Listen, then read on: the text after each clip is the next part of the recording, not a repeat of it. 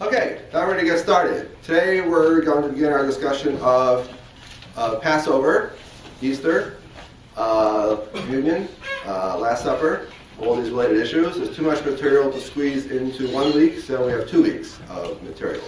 So just to give you the lay of the land. Today we're looking at biblical material on the Paschal sacrifice and attendant rituals from the Hebrew Bible. That's today. Wednesday we'll be looking at the Jewish Seder, the celebration of Passover in post-biblical Judaism. Next week we'll be looking at the 2 main Christian adaptations of this. One is communion, the ritual of communion, or the Eucharist, and the other is the Christian Pascha, or also Easter. So a lot going on here. So we have the biblical legacy splitting off and doing lots of different things. So I'm going to try to keep things straight by focusing in each session on one particular part of that development. Okay, so today we're talking about biblical material on the festival of Passover or Pascha. One word I'm going to use a lot is the word matzah. I'll be using that word a lot today and on Wednesday. So what is matzah? Here I found on the web a nice picture of a matzah, right? This is a close-up view of matzah. Now I'm going to ask you in 1 second, what are all these little holes in the matzah? You see that little holes there? Right? Okay, so here's another matzah close-up. The size of these is around 8 by 10 inches about. I swear as I get older that each year the boxes of matzah get smaller in the usual way of American capitalism. So it's about the size of a loose-leaf sheet of paper originally. Now it's a little smaller. That's the square piece of matzah you buy in a box. So the square matzah is made by machine. So the machine has no leftovers anywhere. It's a square sheet. If you make it by hand, then the matzah turns out to be round. Okay, and it's also matzah made by hand is 3-dimensional. It's kind of wavy and curvy, whereas machine matzah is completely flat and smooth. Okay, you bakers in the class, even this handmade matzah, if you look closely, you'll see that line of marks caused by a little gizmo that goes through poking holes in the dough. Why do we poke holes in the matzah dough? Yes? So to keep it from rising? Keep it from rising, correct. The whole point of matzah is that it's not leavened, right? It is bread in the sense that it is flour and water, but it does not rise at all. We don't allow any bacteriological or yeast is a fungus, isn't it? Microbe. It's a microbe. There we go. Thank you. It's a microbe. Okay. Right. We don't allow the little beasties to ferment the dough. So it's very quick. You slap it together, flour and water, throw it into the oven. Right. Then also we run little pricks, gizmos in it. Same way you do make pizza dough. Right. Pizza dough. So prevent it from rising. So to make sure it does not rise, and make sure the dough is completely baked through. That's why we puncture holes in it. Okay. That's matzah. That's matzah, okay? A circular matzah like this is about the diameter of a foot or so. It's full of Pascha, and also matzah. So let's discuss the 2 words for a second. So we begin with the word Pesach, which is the Hebrew way of saying Passover. Pesach. What does that mean? Well, it's usually translated Passover, right? Hence the festival is known as Passover, right? So who passed over what? The angel of death passed over the houses, the angel of death passed over the houses of the Israelites. That's the verb that's used, to pasach. Right, as I note here, it's not clear it really means to pass over, skip or jump maybe to protect. Doesn't mean the angels passed over. Anyway, the philologist debates, but what do we care? There's notes in the JSB on the subject, and for millennia of Jews have called this Passover, so we're not going to change that now. So Pasach then means to skip over, jump over. The angel of death skips over, or the destroyer skips over the houses of the Israelites and does not destroy any of the Israelites. Okay, that's the word Pesach. It refers then to a sacrifice, which I'll discuss in a moment, and to a festival associated with the sacrifice. Let's do the word sacrifice now. What do I mean by sacrifice? What do I mean by sacrifice? Do I mean that your parents made a sacrifice to send you to Harvard? No, that's a metaphorical meaning. I'm here using it in its real meaning. What is a sacrifice? Trust me, I've got 2 kids in college. Trust me, they're making a sacrifice to send you to Harvard. Right? So what does it mean? A lamb. A lamb, right, a lamb or a goat, right? So which is slaughtered, and then the meat is processed in a ritual way and consumed in a ritual way. That's the sacrifice. Okay, we're also going to talk about matzah. I already showed you pictures of matzah. Matzah then is simply unleavened bread, a word of uncertain etymology, but it clearly means unleavened bread, bread that has not been allowed to rise. Okay, let's get to work then. We have the vocabulary, Pesach, referring to the sacrifice of a lamb or a goat, and the ritual processing of the meat and the blood and so on. And we have matzah, unleavened bread. Okay, let's go to work. The Torah sometimes conflates, sometimes distinguishes a one-day Pesach festival from a 7-day matzah festival. This is already getting confusing. Right? In popular parlance, if you went to Hebrew school, right, you know that we talk about the festival of Passover. And how many days is the festival of Passover? 7/8. Right. In the Torah, it's a 7-day festival, right? Then later Rabbinic Judaism, for complicated reasons, it turns out to be an 8-day festival, which I won't pursue at the moment.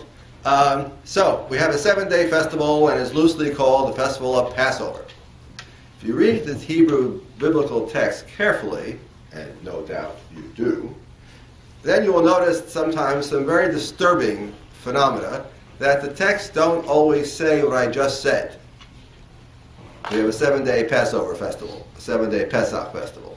Rather, we seem to have a much more complicated scenario going on, and evidence that lurking behind this was a very complicated and history. So, the main text is Exodus chapter 12. Where are we in the story? We've already had 9 of the 10 plagues. The Israelites are enslaved in Egypt by the wicked Pharaoh, right? Moses and Aaron, the Redeemer brothers, right, have brought 9 out of 10 plagues upon the Egyptians, but the wicked Pharaoh is obdurate. He is not going to release the Israelites. So God says, 1 more plague will I bring upon Pharaoh. 1 more, and that'll do it. And that is the plague of the death of the firstborn. Right, that all the firstborn Egyptians shall be slain in one evening in a miraculous display of divine might, and then Pharaoh will finally relent, allow the Israelites to leave. So it is that critical moment, just before that final fateful evening on which the firstborn are killed, that is the Passover. That's the setting for Exodus chapter 12, which lays out in great detail the rules and laws, rituals regarding the Paschal sacrifice. Paschal, that's the noun we use from Pesach, right? So Paschal, P-A-S-C-A-L or P-A-S-C-H-A-L. We really should have an H in it. Okay, Paschal. Okay, Exodus chapter 12. On the 14th day of the first month in the evening is Pesach, followed by a 7-day matzah festival. Let's keep this straight. Okay, I have to talk about the calendar for a second, a brief digression, then go back to Exodus 12. How does the Hebrew calendar work? Answer. This is another complicated. This is a swamp. Trust me on this one. You don't want to get stuck in this one. So I'll have to go very fast and tread very lightly over here. Okay, what does a month mean? A month. What is a month? What is our month? January, February, etc. have 29, 30, 31 days. Because we take the solar year and divide it by 12. Our months have no connection with the original month. What does the word month come from? Moon. Does our month have any connection with the moon? 0.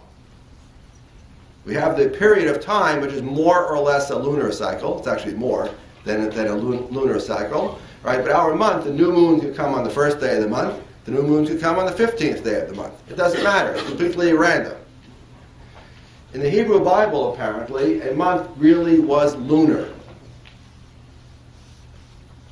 Or, sorry, at some point in the history of the Hebrew-Jewish calendar, the month really is lunar, i.e., the new moon is on the first day of the month, or the last day of the previous month. The 14th or the 15th is the full moon, And then the 29th day of the month, or 30th, is then the new moon.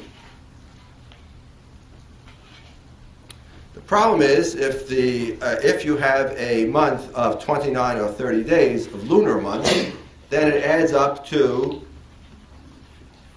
354, depends on what you multiply. It adds up to 354. A typical lunar year is 354 days, right? If you math majors, you can sit down and see how it works out. 354 days. It's 6 times 30 plus 6 times 29 is 354. 354 days of the lunar year is 12 lunar months is too short to fit the solar year. Now that's okay if you don't worry about the fact that the months will go through the seasons. Each year you lose 11 days, so gradually each months will take turns rotating through the agricultural year. However, if you want your month to stay in sync with the season, then you've got to figure out a way to take the lunar month and connect it to the solar year, because the sun determines the seasons. What does it tell us in Exodus chapter 12, verse 1? This is going to be the first month. This is the Paschal sacrifice. The Paschal festival is the spring festival. So the ancient Israelites must have had some way to coordinate a lunar month, which seems to be the word they're using for a month. The word for month in Hebrew means new, the new moon. They have a way to coordinate the month with the solar year. I know how later Jews did it. I don't know how the people in the biblical times did it. We don't know. It's confusing. But later on, they have a way of intercalating, that's the word, intercalating extra days each year so that the 354-day lunar year gets supplemented with some extra days, an extra month. Turns out later on, 7 times out of every 19 years in a cycle, you add an extra month. So that the lunar year and the solar year can be kept in sync. Whether that's the calendar in use in the book of Exodus, I do not know, nor does anybody else. So we have 3 possibilities. A solar year, which is what we have. Solar year, we pay no attention to the moon. A lunar year, which would be simply each month is determined by the moon. 12 months go by, you have a year. You lose 11 days on the calendar, but hey, so what? Now we have a solely lunar calendar. Lunar by the month, solar by the year, so that these stay in sync with each other. Okay? Is that too much information? Then more than you wanted to know about the calendar, right? Our assumption is, that's enough, Shia, enough. Okay, so it seems then that Passover, the Paschal sacrifice, is to be on the first month, it calls it, the first month of the year, which is in the spring. Cultures divide whether the new year occurs in the spring or the fall. So here we have the first month is in the spring. This is a spring festival, and this to be brought on the 14th day of the first month is the Paschal sacrifice, followed by a 7-day matzah festival on the 15th through the 21st. Next piece of information you need to know. In the later Jewish calendar, and apparently also in the biblical calendar, the Israelite biblical calendar, the day begins the night before. All right, if you don't know what that means, you're completely befuddled, right? What does it mean the day begins the night before? Right, that at dusk, in the evening, we go from one day to the next. We don't do this artificial thing of 12 midnight starts a day. No, a day begins at dusk. Not in the morning, at dusk. So, the 14th day of Nisan, the first month, 14th day of the first month, right? The sun is getting low on the horizon. The Israelites have slaughtered the Paschal lamb on the 14th day. As the 14th, the sun sinks below the horizon, we are on the 15th day of the first month, and that's when they eat the Paschal lamb on the 14th into the 15th, into the late afternoon into the evening, and they need to finish it before midnight. Why? Don't know. That's what it says. Okay, I'll stop here. Questions? This is a key thing. This chronology is going to come back next week to haunt us, so you got to pay attention. Okay, you understand the chronology. 14th day is slaughter of the Paschal lamb. 15th day, which begins the 14th at dusk. 15th begins the 7-day matzah festival. The 14th is the slaughter of the Paschal lamb. Got it? Questions? B, or you look unhappy or upset about something? Well, do we have any idea why you ought not to eat the marrow? No, I have no idea. There are all kinds of ritual prescriptions in Exodus 12. I don't have time to deal with them all. Perhaps in section you could sit down and actually read Exodus 12 slowly and carefully. It is, interesting, that's the word. It's interesting. All kinds of prescriptions there. Okay? No questions? Yes, Yoni. I think David is more qualified to comment on this than me, but I think in the Islamic calendar, you sort of have a non-intercalated lunar calendar, which is why Ramadan falls at a different time. That's correct. So yeah, the Islamic calendar is a good example of people who have a lunar calendar and don't care whether it's coordinated with the seasons. So if you don't care it's coordinated with the seasons, then each year you're going to lose because the lunar year of 12 lunar months is shorter than the solar year. So each year you're going to lose 11 days. The result is that the festivals will rotate their way through the agricultural year. Is that a problem? It's only a problem if your culture demands that they be in sync. If they're not agricultural festivals, then why not? Have Ramadan one year in the spring, and then it'll gradually work its way through the calendar through all the seasons.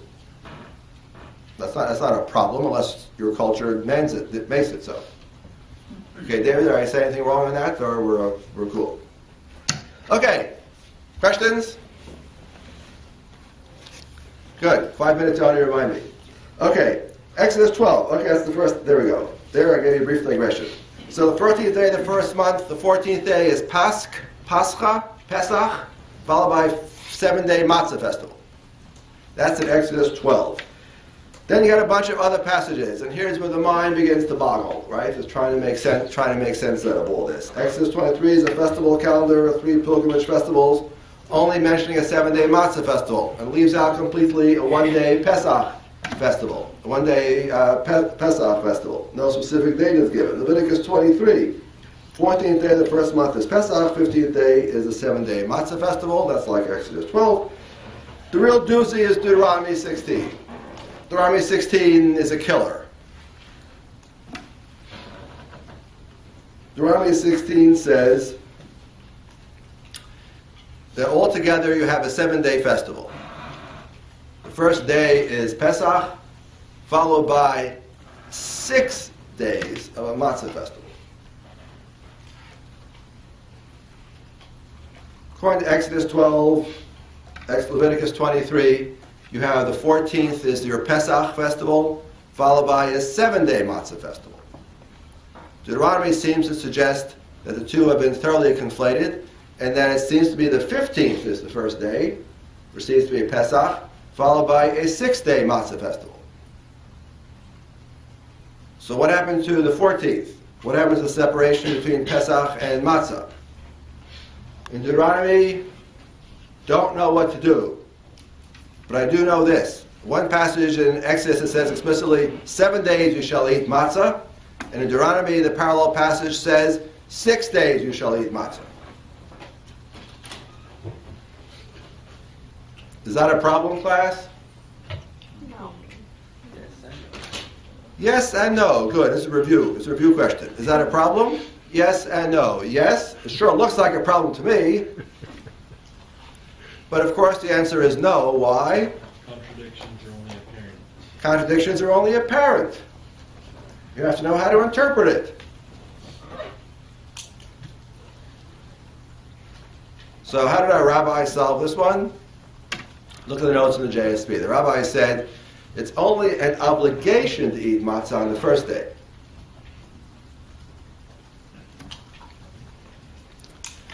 Arguing that 6 days you may eat matzah if you want to eat matzah. You can sit and eat carrots all day. There's no actual obligation to eat matzah as long as you don't eat leavened bread. The only day upon which there's an obligation to actually eat matzah is the first day. Now if you object, that's not what Deuteronomy says though. Shh! Don't be a nudnik. You know what a nudnik is? Someone who asks obnoxious questions like that. But that's not what the text says. Hey, I'm trying to get out of a jam. Give me a break. I got a tough problem. Anyway, so look at the notes. Look at the notes in the JSB.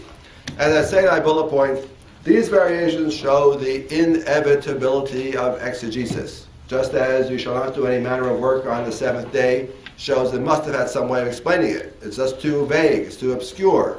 Here's a good example where it's not vague at all. It's too specific. I got a problem. I have a contradiction. I got to resolve it somehow. Okay. So, modern scholars argue that we have here a conflation of two originally separate festivals. This, for our purposes, doesn't really matter, but hey, let's just try to solve these problems quickly.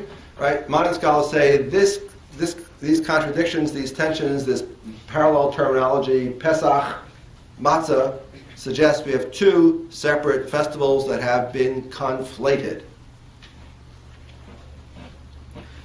On the one hand, we have a Pesach festival. Pesach is a sacrifice, pastoral in origin. That's why you're slaughtering lambs and goats, because it has to do with the flocks. And it is apotropaic. A word I can use casually now in conversation. Yes, so what is apotropaic? Oh, good. Delighted. Right. Averting evil, turning away evil or destruction. Right? That's what's lurking behind the story of the Paschal sacrifice. Saves the Israelites from a destroyer. It is apotropaic. Turning off evil. Protecting flocks, protecting the firstborn, protecting the young, or something like that. We sacrifice the one to protect the others. Then there's a matzah festival, which seems to be agrarian. Fresh harvest, early spring harvest, fresh sprouts, that kind of stuff. Right? Why is it unleavened? I don't know exactly. Look at your anthropologist friends, they'll try to explain it to you. But it has to do with spring, harvest, beginning of the agricultural cycle, beginning of the agricultural year, etc., etc. The 7-day matzah festival. One agrarian, one pastoral, one apotropaic, one celebrating the natural cycle. And these festivals of their own mysterious origins were juxtaposed and then conflated. So the Paschal sacrifice, the Pesach sacrifice is home and family based, right? That's the whole point of Exodus chapter 12. Exodus chapter 12, each family, each clan is to slaughter a lamb and eat it. A nuclear family, a mom, dad, and 2 kids can't eat a whole lamb, right? So how are you going to consume a whole lamb in one sitting? Answer, you invite Uncle Morris and Aunt Sylvia, and the whole family over, and then you've got a big family feast, right? So it's fundamentally a family feast, and it's done by tent, right? Each tent, or each clan gets together and has its own lamb, which is slaughtered and consumed on that evening. So it seems to be a home-based ritual, right? Ritual by tent. Later on we would say by house or by household. As opposed to the Matzah festival, which seems early on to have been some kind of pilgrimage festival. What does pilgrimage mean? Not a trick question. Somebody tell me, what's pilgrimage? Good thing I asked. Yes, what's pilgrimage? Traveling to a holy site.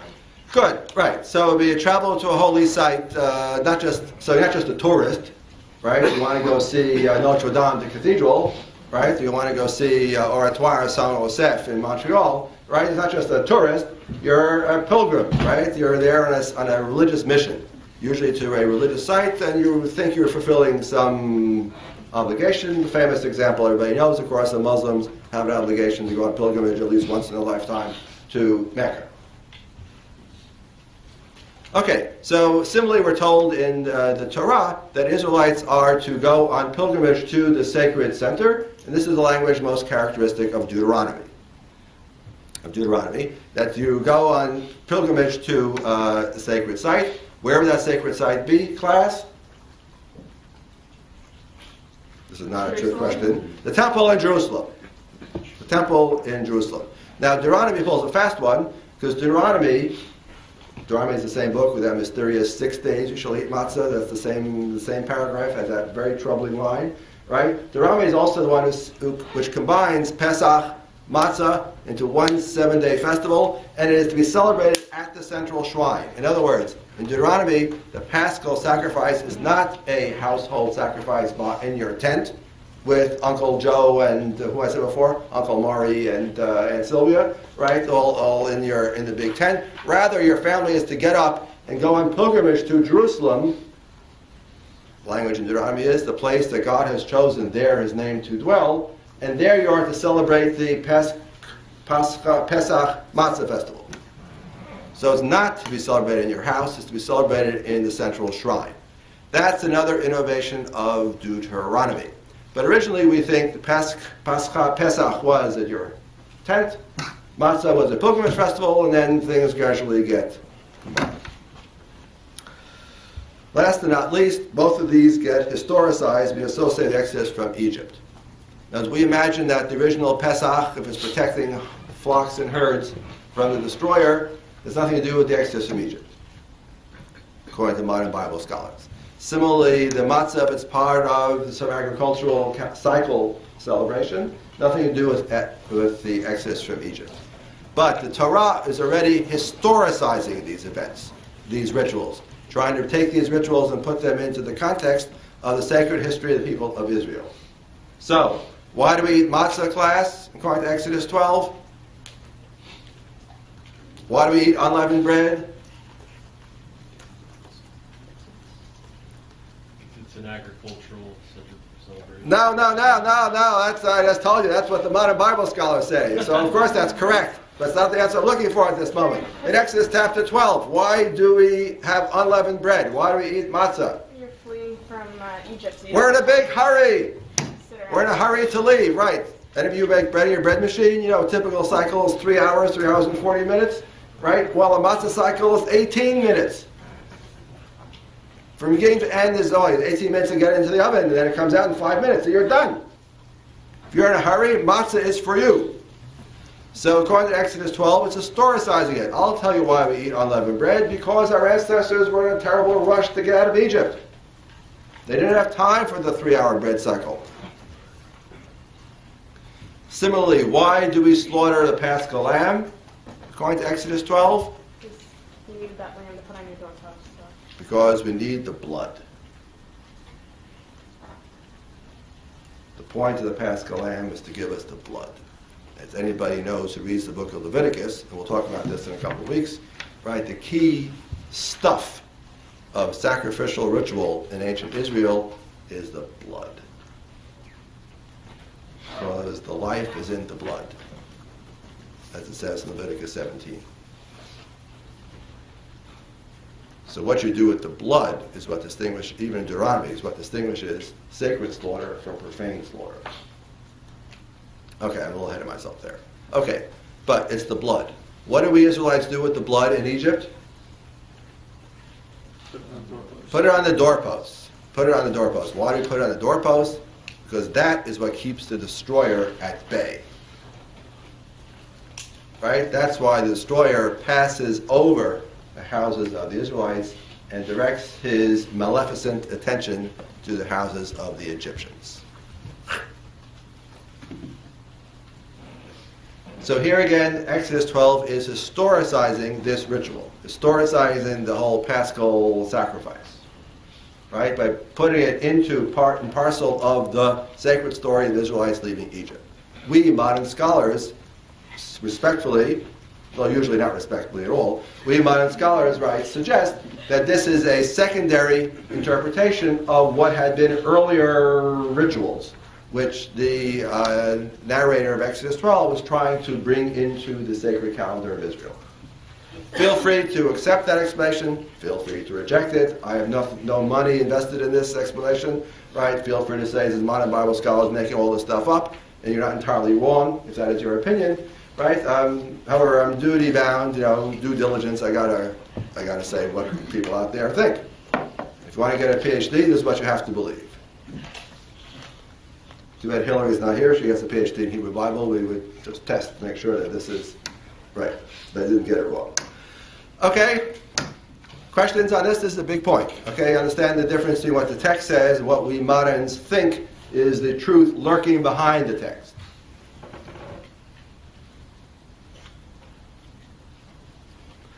Okay, let's look briefly at that ritual in Exodus 12, then we go on to the next big point. So what do you do according to Exodus 12? All right, what actually is the ritual? So we take a lamb or a goat. We set it aside on the 10th day of the month to prepare it for slaughter on the 14th day of the month. The 14th day of the month, remember that again, it's 14th day in the afternoon, 14th day of the month, we slaughter that lamb or goat. We usually use the phrase paschal lamb, so I'll just say lamb, but the text is explicit, it could be a goat also. It doesn't easily be a goat, but we'll say lamb. All right, so you take the lamb, you slaughter the lamb, the blood is taken and then processed in a specific way, daubed on the doorposts of your habitations. Right? The lamb is then roasted over fire. There's some disagreement also between Deuteronomy and Exodus about how you cook it, but I can't do everything here. Okay, so but read the notes in the JSB. Right, so you roast the paschal lamb, right? And then in the evening, what do? You and Uncle Joe and Aunt Flo and everybody else, you get together and you have a big family feast and you consume the entire paschal lamb. Again, you're in a hurry because you're about to leave Egypt, so the whole thing has to be finished before midnight. Before midnight, you may not eat any of it past midnight. Don't break any of the bones. Why? Don't know. Don't break any of the bones. Other series of instructions. And then you are to eat it in a state of readiness. Ready to leave Egypt at a moment's notice. So, in other words, you have a meal. It's supper. Roast lamb, anyone? Shawarma, that's what it is. It's shawarma. If you don't know what shawarma is, walk down any street in the modern Middle East, and you'll see shawarma right to your left. It's the meat on a spit. You've seen it. Okay, back to where we are.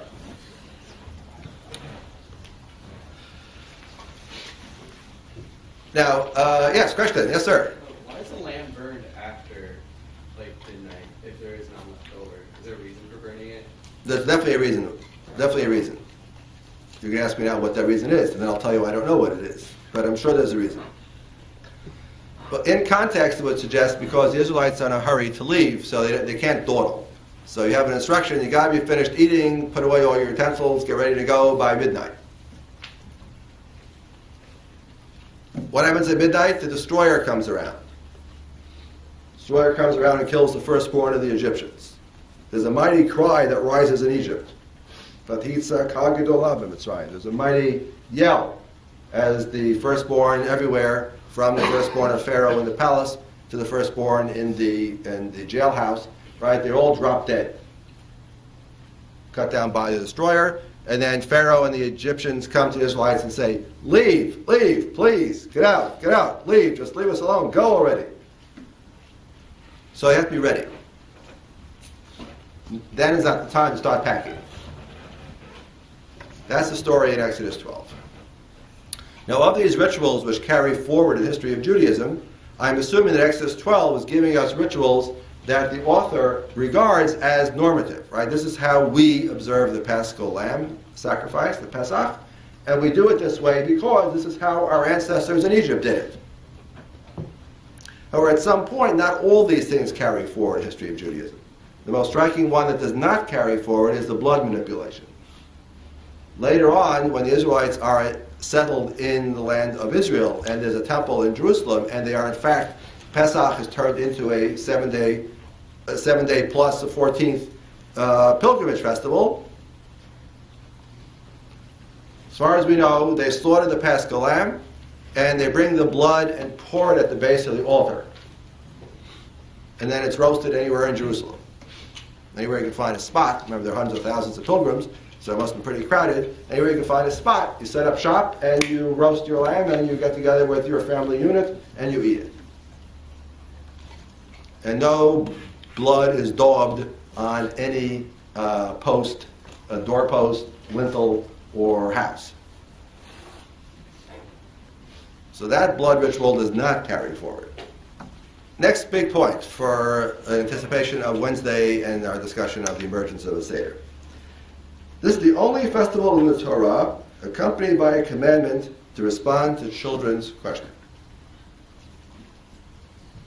Right? The Torah has lots and lots of commandments, lots of rituals, thou shalt not, to be sure, including a sacred festival calendar. Classic text is Leviticus 23, which I already alluded to earlier. But this, out of all the festivals on the sacred calendar, or the Sabbath, the weekly calendar, or the annual calendar, this is the only festival associated with an educational or educative pedagogical function. That as you observe this festival, your child will come to you and ask you something, and then the text says, and this is what you shall say. And the text, the Torah, does this more than once. The canonical number, of course, does it 4 times, but it actually does it more. Anyway, so this is interesting. The text is also telling us something, that only the festival of Pesach-Matzah, if I can conflate the two, right, has this educational function. So here we see the text. Exodus 12, good example. When you enter the land the Lord will give you as he promised, observe this ceremony. Okay, that's fine. And when your children ask you, what does the ceremony mean to you?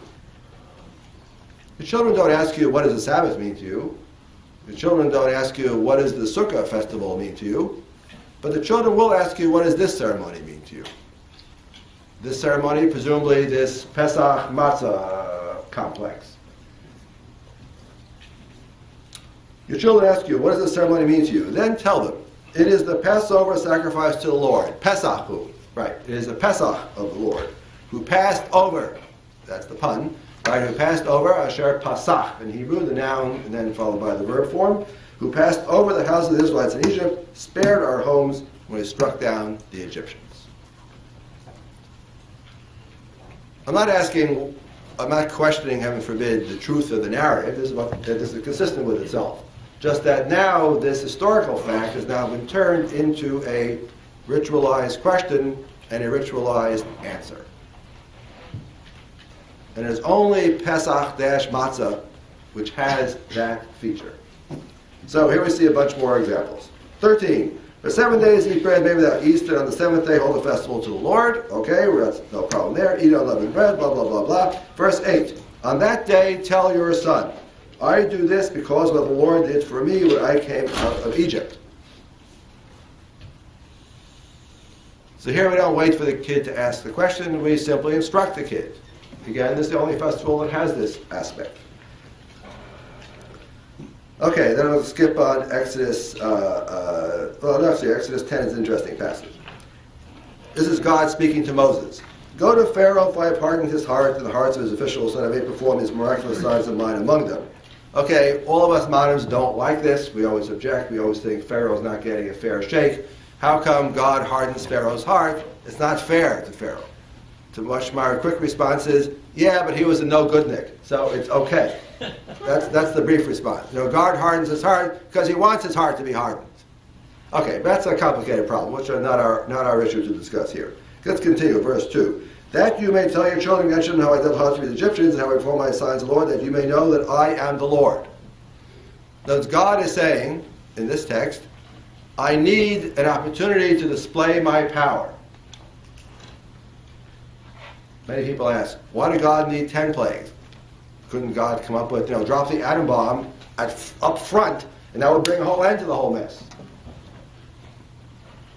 Well, in 1941, we didn't have the atom bomb. Okay, but God has the atom bomb already lined up, so why does he have to wait with 10 plagues? Answer, because it will not have this educative function if it goes over too fast. It needs time to sink in. Pharaoh and the Egyptians need to be fully impressed with the power of the Lord, and no less so the Israelites themselves, who need a display of divine power. That's why you need a string of plagues.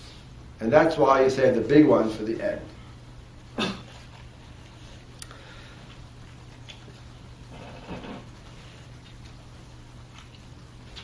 Okay, and then we have in Exodus 13, Deuteronomy 6. Okay, presumably is out of these passages in the Torah, which associate Pesach, the redemption from Egypt, Pesach-Matzah, associate that festival with this educative function, with this ritualized question followed by a ritualized reply. Presumably here is where we're going to find the origins of what will later on become a Seder. And that's what we'll be talking about on Wednesday. What is a Seder? Well, the word Seder in Hebrew literally means order or arrangement. So in other words, it's a script. Everything is laid out. It is prescribed and described. So what is a Seder? So here's my definition of a Seder. I admit not very elegant, but I think it gets the job done. The Seder is a meal eaten and a ritual performed on the first night of Passover. When's the first night of Passover, class? 15th. The 14th day into dusk into the 15th. Got it? I'm telling you, keep this straight for next week. You're going to need it. Right. The 14th day at dusk turns into the 15th. That's the first night of what we now call the 7-day Pesach Matzah Festival. So, that's a meal eaten and ritual performed on that night. Why am I so careful on the chronology? You'll see. It has to do with Jesus. You'll see. On the first night in the Gospel of John. That's next week. On the first night of Passover, consisting of symbolic food and real food. Right? You eat a big meal. Ritualized gestures and ritualized speech. What are ritualized gestures? This is the matzah. This is the bitter herbs. And various Jewish communities have all kinds of ritualized gestures as far as they're customary. And ritualized speech. Question and reply, but it's not so much a free-flowing. The Seder is it's scripted. It's scripted. Questions, answers, benedictions, praise, scriptural exegesis, narrative. And that whole kit and caboodle is what we mean by the Seder. The scripted meal, the scripturalized talking, the scripturalized speech, the scripturalized prayer, it's all scripted. And the book that we use is the book we call the Haggadah, which I'll come back to, of course, on Wednesday. Anyway, this is the big question, class, and with this I will conclude. Do you see a Seder, as defined here in this rather inelegant but rather full definition? Do you see a Seder in the Torah texts? Now I've given you on the handout, on all those bullet points, I've given you all of the relevant Torah texts. I'm not hiding anything from you. You don't have to worry that I got one up my sleeve somewhere that I'll pull out and surprise you. No. I've done due diligence here. I've given you all the relevant Torah texts. When your child asks you, this is what you should say, instruct your child. When they ask you, what does this mean? This is what you say. Tell them how the mighty hand the Lord took us out of Egypt, blah, blah. I'm giving you all the texts. Do you see a Seder in those texts? No. The answer has to be no. You do see something unusual, right? You do see this educational function of Passover, which is not associated with any other festival in the Torah, not even the Sabbath. So that's something. But I would argue that's the hook upon which the Seder will later on hang. Or that's the spark, if you want. Or that's the catalyst. Or I don't know, whatever word you want. Right? That will explain where the Seder comes from. And not surprisingly, these verses, these paragraphs, loom large in the Haggadah text, in the scripted text. We play up and read aloud these verses which say, the father must teach his son, must reply to his son, and if your son asks you on child. If your child asks you on such and such a day, this is what you should say in reply, and so on. We play up those texts in the Seder ritual itself, as if to say, this is how we are fulfilling the mandate of Scripture. But Scripture itself does not have this whole rigmarole, this whole series of scripted, ritualized acts surrounding the Paschal eating of the Paschal lamb.